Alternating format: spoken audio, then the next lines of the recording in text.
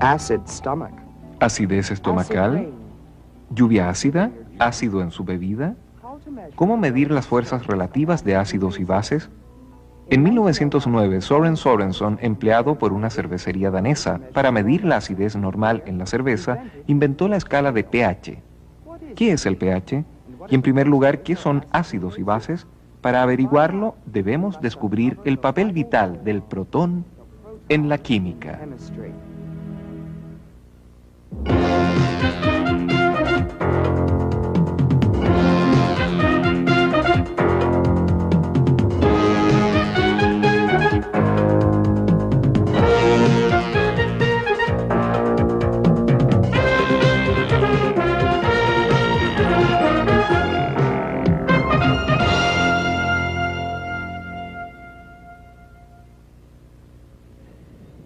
Derrames de ácidos. Lluvia ácida. Por cierto, los ácidos últimamente han tenido una mala publicidad. Eso además de una intuición que tenemos de que los ácidos son destructivos, corrosivos. ¿Refleja eso la realidad de la posición de los ácidos y bases en nuestra sociedad? De ninguna manera. Existe una lista de las 10 principales sustancias químicas en el mundo. El número 1 en esa lista es una molécula creada en la cantidad de 33.000 millones de kilogramos al año solamente en los Estados Unidos. Y ese es un ácido fuerte, el ácido sulfúrico. Entre esos 10, existen al menos 5 ácidos y bases. La verdad del asunto es que los ácidos y las bases son tremendamente provechosos. Se utilizan en casi todas las cosas manufacturadas a nuestro alrededor. Por ejemplo, aquí hay un vagón cisterna de ácido sulfúrico. Aquí, en Delta Chemical, es transformado en sulfato de aluminio, el cual se utiliza en la industria del papel y en la purificación del agua. Más allá, hay un vagón cisterna de hidróxido de sodio, una base fuerte. Se utiliza en la fabricación de hipoclorito de sodio, un blanqueador que también sirve para aclarar el agua. Los ácidos y las bases pueden ser fuertes o suaves. El ácido sulfúrico o el ácido nítrico son ácidos fuertes. El hidróxido de sodio es una base fuerte. Estamos mucho más acostumbrados a encontrar ácidos y bases suaves en nuestro medio ambiente familiar. Por ejemplo, el vinagre y el ácido cítrico son ácidos suaves. El amoníaco es una base suave. Las bases, la base de la industria doméstica.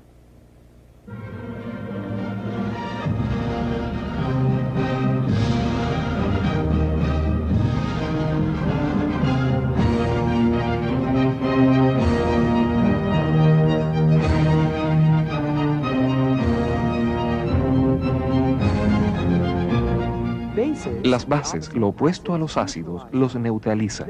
Ellas reaccionan con los ácidos. En la industria, estas reacciones entre ácidos y bases son muy importantes.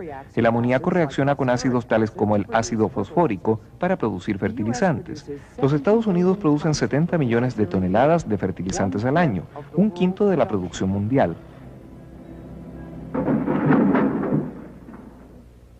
Esta base ocupa el quinto lugar en la lista de las sustancias químicas más producidas, la cal. Si los granjeros desean neutralizar el exceso de ácidos de los suelos, utilizan cal. Tal como el amoníaco, la cal limpia. Se le utiliza para precipitar las impurezas de las aguas residuales. Si las alcantarillas no son tratadas, el dañino nitrógeno y los peligrosos compuestos fosfóricos regresarían al agua. La cal es una sustancia química que debe desecharse. En países mineros de carbón reduce la acidez de los ríos. Y si se desecha en una central eléctrica a carbón, puede neutralizar el 90% de los contaminantes ácidos que podrían escapar hacia nuestra atmósfera.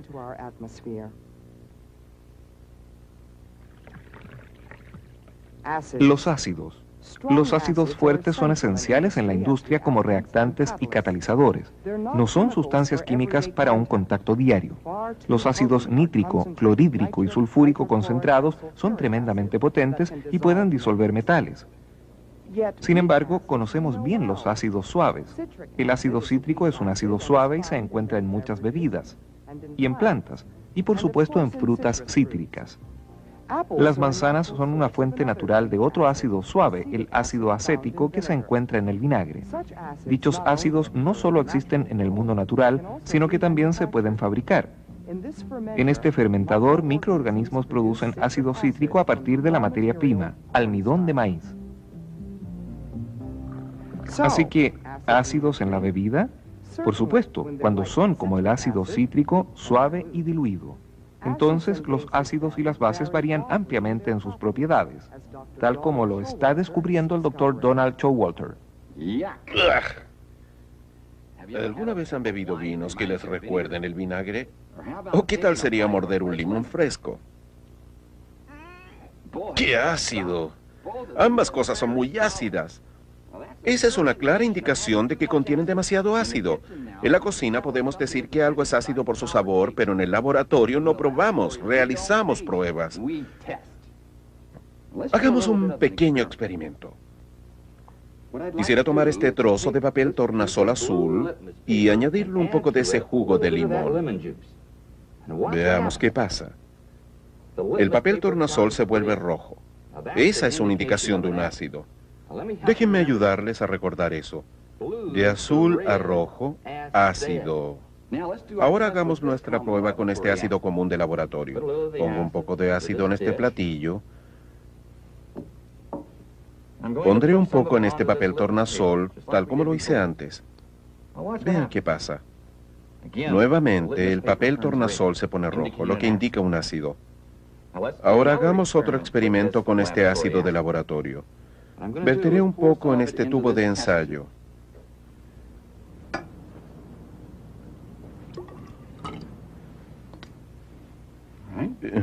Le añadiré unas cintas de magnesio. Veamos qué pasa. Vean las burbujas que se forman. El magnesio reacciona con el ácido para emitir un gas. Genial, ¿verdad? Muy bien, probemos otra sustancia con este ácido. Esto es piedra caliza. Y voy a poner un poco en este tubo de ensayo. Veamos qué pasa cuando le agregamos un poco de ácido. Observen las burbujas. El ácido reacciona con la piedra caliza y emite un gas. Ahora que hemos visto algunas reacciones ácidas, sé exactamente lo que se están preguntando. ¿Qué hacen las bases con las mismas sustancias? Probemos y veamos. Aquí tengo amoníaco, que como ustedes saben es una base. Verteré un poco en esta matraz y probaré con un trozo de papel tornasol azul. Pueden observar que se humedece, pero realmente no experimenta un cambio en el color. ¿Qué pasaría si probamos con papel tornasol rojo? Aquí hay un trozo. Miren, se puso azul. Así que el papel tornasol rojo se vuelve azul.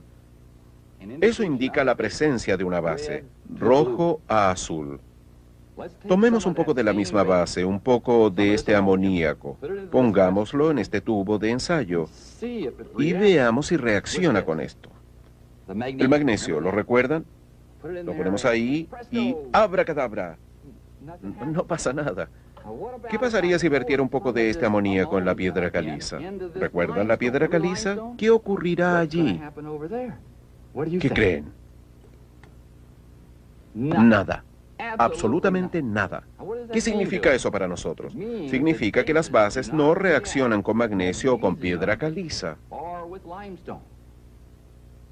Los ácidos y las bases cambian el color de colorantes tales como el tornasol. Los ácidos producen gas de hidrógeno cuando reaccionan con metales como el magnesio. Los ácidos producen dióxido de carbono gaseoso cuando reaccionan con la piedra caliza. Las bases no reaccionan con el magnesio o con la piedra caliza. Los ácidos y las bases son opuestos. Reaccionan para neutralizarse mutuamente. ¿Qué pasaría si mezclamos ácidos y bases? Probemos con esto. Solo voy a sacar estas tapas y las juntaré. Observen el humo. Definitivamente una reacción, ¿cierto? ¿Qué tal con este par?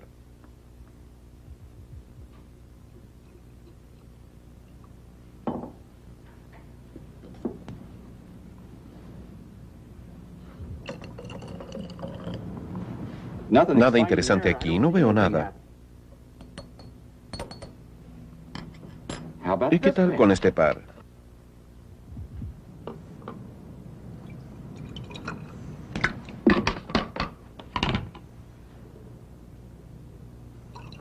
¡Ah! Mire las burbujas. Por cierto, estas tres reacciones fueron diferentes. ¿Pero qué creen ustedes que estas reacciones tienen en común? El amoníaco y el cloruro de hidrógeno reaccionan para formar una nube de cloruro de amoníaco sólido. El ácido nítrico reacciona con el hidróxido de sodio para formar nitrato de sodio soluble y agua. El ácido acético reacciona con bicarbonato de sodio para formar gas de dióxido carbónico, agua y acetato de sodio soluble. ¿Qué tienen en común estas reacciones? Para averiguarlo, consideren el lenguaje de la química. Las reacciones aún parecen ser distintas, pero fíjense bien. En las tres, el hidrógeno es importante. El factor común es una transferencia de hidrógeno y puede visualizarse más claramente a nivel molecular. Concéntrense en una sola molécula de cloruro de hidrógeno y en una molécula de amoníaco. Aquí el cloruro de hidrógeno actúa como un ácido donando un protón. El amoníaco actúa como una base aceptando un protón. Se produjo la transferencia de un protón. La transferencia de protones es el proceso clave en la fabricación de fertilizantes. Se hace reaccionar amoníaco con ácido fosfórico aceptando un protón para producir fosfato de amoníaco, por ejemplo. Otra manera de obtener nutrientes esenciales para el suelo es utilizar rocas de fosfato como punto de partida. El ácido sulfúrico transfiere un protón en esta reacción produciendo superfosfato. Por lo general, en la industria, el ácido sulfúrico es utilizado como catalizador debido a sus propiedades superiores como donante de protones. Actualmente se está utilizando otra reacción entre ácidos y bases en las centrales eléctricas a carbón. Eso ha llevado a una nueva utilización de la piedra caliza, una base. En los hornos de esta central eléctrica, el carbón se tritura y se licúa. Luego se quema en una capa de piedra caliza. El dióxido sulfúrico del carbón es neutralizado y permanece en las cenizas. ¿Por qué la combustión de la capa licuada podría ser tan importante? Porque los contaminantes que generalmente salían en forma de humo provocan deposiciones ácidas, o como se le conoce más comúnmente, lluvia ácida. El Dr. John Malakian, de la Agencia de Protección Ambiental. Casi toda la lluvia ácida es producida por el hombre, principalmente desde dos grandes fuentes, las fuentes fijas y las fuentes móviles. Un ejemplo de fuentes fijas son las centrales de poder generadoras de electricidad que consumen carbón o petróleo y que emiten dióxido sulfúrico en la atmósfera. Eso se combina con vapor de agua y forma lluvia ácida, tal como ocurre en la naturaleza. Las fuentes móviles son los autos, trenes, aviones, etc. Motores de combustión interna que queman gasolina y producen principalmente óxidos de nitrógeno, los cuales son liberados en la atmósfera. Y en el mismo proceso se combinan con vapor de agua y producen lluvia ácida. La lluvia ácida también puede ser provocada en forma natural debido, por ejemplo, a los incendios forestales, pero tal como los humanos y la naturaleza provocan contaminación, también se ven afectados por ella. Los robles del medio oeste, los arces del noroeste y todos los demás árboles están dañados. Sus nutrientes están destruidos, sus conos y frutos están perdidos y sus retoños brotan encorvados y deformes. Sus hojas salen descoloradas y anormalmente pequeñas. Según la Federación Nacional de la Vida Silvestre, una tormenta en Wheeling, Virginia Occidental, tuvo el grado de acidez de una batería de auto. Los monumentos, edificios e incluso la pintura de los autos se pueden corroer y descolorar debido a los efectos de la lluvia ácida. En los estados del oeste se cree que los óxidos de nitrógeno son los principales responsables por el cambio en la lluvia. En el este, el dióxido sulfúrico, que se transforma eventualmente en ácido sulfúrico diluido, es el principal responsable. Actualmente, los lagos del noroeste y de otras partes son foco de estudios científicos. Los peces y la vida submarina están amenazados. La Agencia de Protección Ambiental está investigando alrededor de 3.000 lagos en total. Se toman muestras de agua y se analizan rápidamente en laboratorios móviles. Algunos lagos son capaces de absorber bastante bien los cambios de acidez. Otros lagos se tornan mucho más ácidos, algunas veces de manera irreversible, dañando la vida en forma severa. En otras palabras, la lluvia ácida puede producir enormes cambios de acidez en el agua de los lagos. Y aquí existe un principio muy importante. Por lo general, cuando hay que medir la acidez, más acidez, menos acidez, el papel del agua es vital. El agua es lejos el medio más común en el cual existen y actúan los ácidos y las bases. ¿Qué ocurriría en el mundo molecular si tomáramos un ácido, el HCl, por ejemplo, y lo metiéramos al agua? Inmediatamente transferiría un protón a la molécula de agua para dar un ion de hidróneo, H3O+. Aquí el agua actúa como base aceptando un protón. Por otra parte, si tomáramos una base, amoníaco, y lo metiéramos al agua, veamos qué sucede con el agua. El agua cede un protón al amoníaco, dejando atrás un ion de hidróxido OH-. En este caso, el agua actúa como un ácido, un donante de protón. La misma sustancia, el agua, en un caso es un ácido y en otro una base. Si tuviéramos agua sola sin ácidos o bases externas adicionales, ¿se produciría alguna transferencia de protones? Una molécula de agua entre 500 millones acepta un protón. Esa molécula se convierte en un ion de hidróneo. La molécula de agua que perdió un protón se convierte en un ion de hidróxido. En términos químicos existe un equilibrio entre los iones de hidróxido y de hidróneo y las moléculas de agua. Aún así, solo una de 500 millones de moléculas de agua se convierte en un ion de hidróneo. Esto corresponde a 10 elevado a menos 7 moles de ion de hidróneo por litro. Hemos visto que en el agua misma existe una diminuta cantidad de ion de hidróneo en solución. ¿Qué pasaría si le añadiéramos un ácido a esa agua?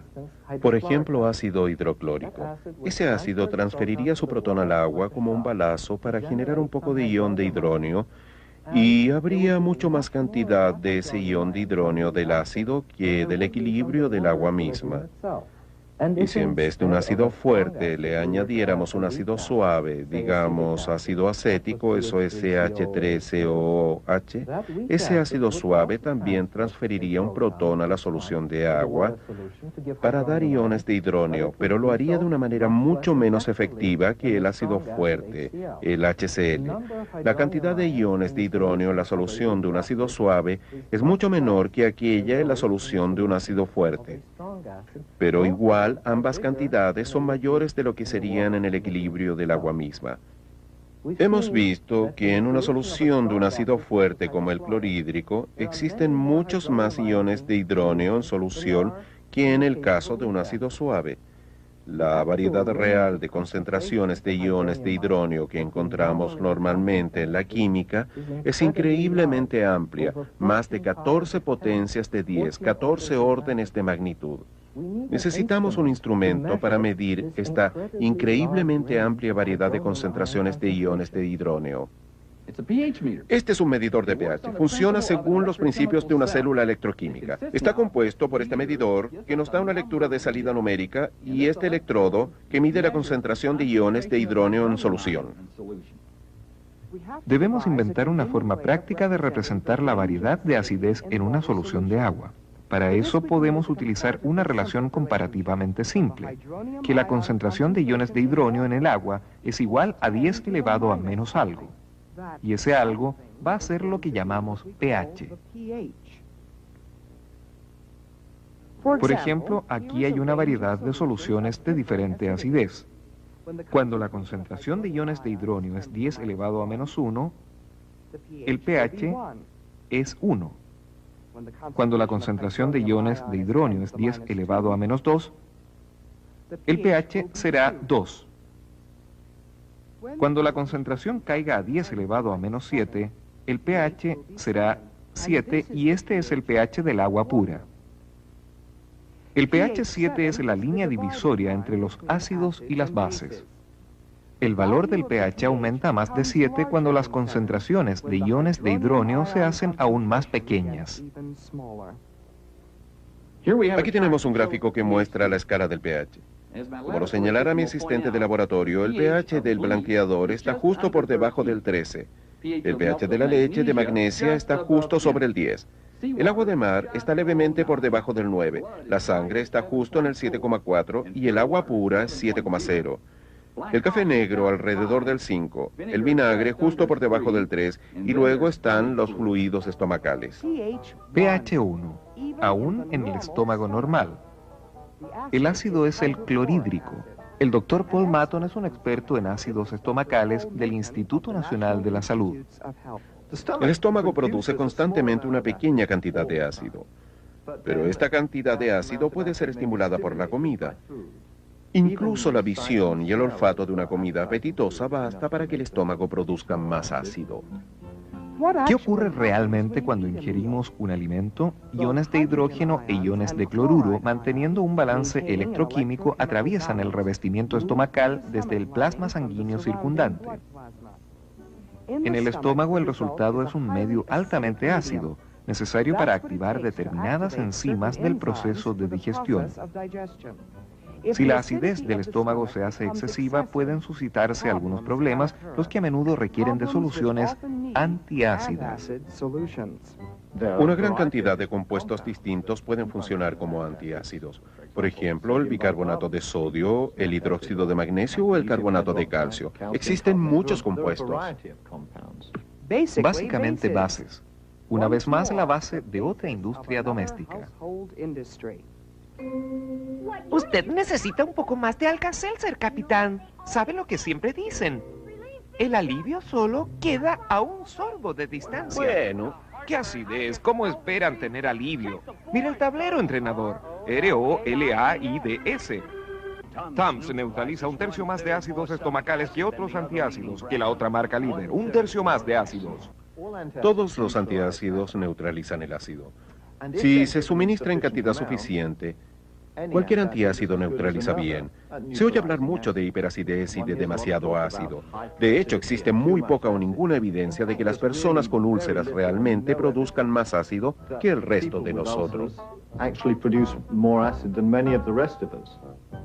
Entonces, para la mayoría de los malestares ácido-estomacales, los remedios ensayados y probados que se venden sin receta obligatoria cumplen su función neutralizadora efectivamente. Resumen. En el laboratorio los ácidos se reconocen gracias a su habilidad para cambiar el color de los colorantes, convirtiendo el tornasol en rojo, por ejemplo. Reaccionan con metales tales como el magnesio para producir hidrógeno. Ácidos y bases reaccionan juntos. Hoy en día los ácidos y las bases se definen en términos de un ion de hidrógeno o transferencia de protones. Un ácido dona un protón a una base.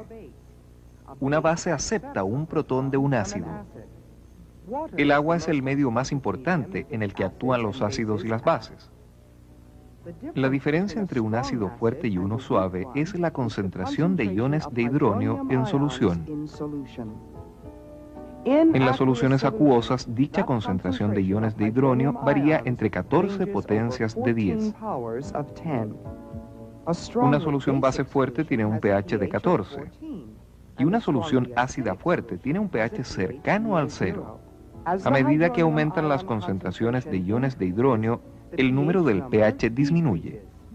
El agua pura tiene un pH de 7, la línea divisoria entre ácidos y bases. La transferencia de protones no es solo un negocio esencial en el mundo molecular de los químicos. Realmente es un negocio muy grande. ¿Recuerda la lista de las 10 principales sustancias químicas, de las cuales 5 eran ácidos y bases? Alguien los está fabricando en decenas de miles de millones de kilos. Y no lo está haciendo por diversión. Alguien más está comprando esas moléculas. Y a su vez, las están transformando en todos los bienes de consumo que nos rodean. De hecho, es preciso meditar esa transformación. Los ácidos corrosivos fuertes son convertidos en moléculas que no son ácidas ni corrosivas, ni presentan el riesgo de regenerar el ácido a partir del cual fueron formadas. ¿Eso lo sorprende? Realmente no debería. Las moléculas son una cosa aparte, independientes de la historia de su producción. Todo lo que importa al otorgarle sus propiedades a las moléculas son sus átomos componentes y la forma en que están dispuestos en el espacio, es decir, la forma en que están conectados entre sí. Déjenme darles un ejemplo. El ácido nítrico, HNO3, es un ácido fuerte, pero sus elementos componentes, hidrógeno, nitrógeno y oxígeno, no son ácidos en absoluto. Así que por favor no teman que el pan que ustedes comen, por ejemplo, que fue hecho con trigo, para cuyo crecimiento se utilizó el fertilizante nitrato de amonio, el cual a su vez fue creado a partir del ácido nítrico, espontáneamente se revertirá en ácido nítrico y los quemará, ya que eso no ocurrirá.